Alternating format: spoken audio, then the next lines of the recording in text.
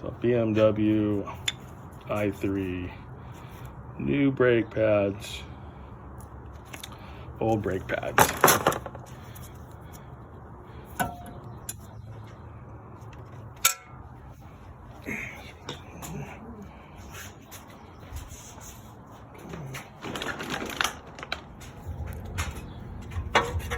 Yeah, so the problem is that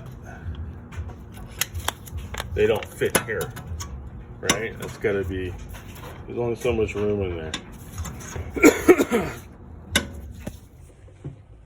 Yeah, so the problem with the brake pads is that the new brake pads didn't fit, and they were out of specification. They were too wide, and the new ones went in, and they wouldn't slide back over the rotor. The caliper of the pads, and they wouldn't slide back over the rotor. So that was the issue.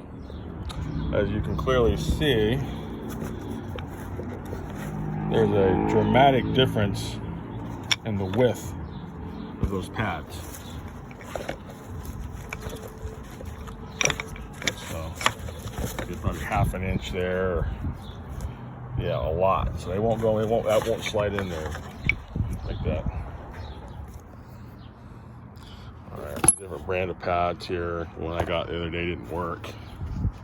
So it's BMW i3, and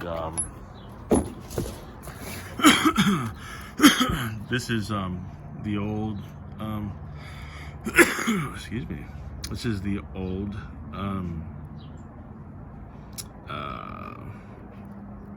The old brake pads. These are the ones that didn't fit.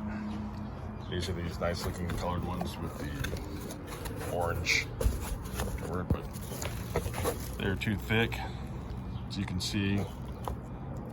So that's the problem. Yeah, so the problem is that they don't fit here, right? That's gotta be, there's only so much room in there.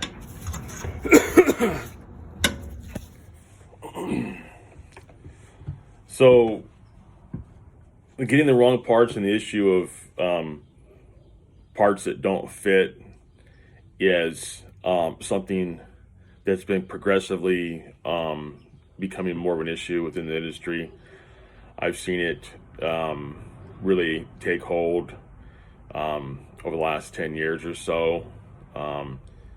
So a lot of times we'll prepare everything and do everything correctly, but you know, if you get the wrong part, or if you get the part and all of a sudden the part just is not made to specification, it's not going to fit. And so that's what we had here on this BMW i3.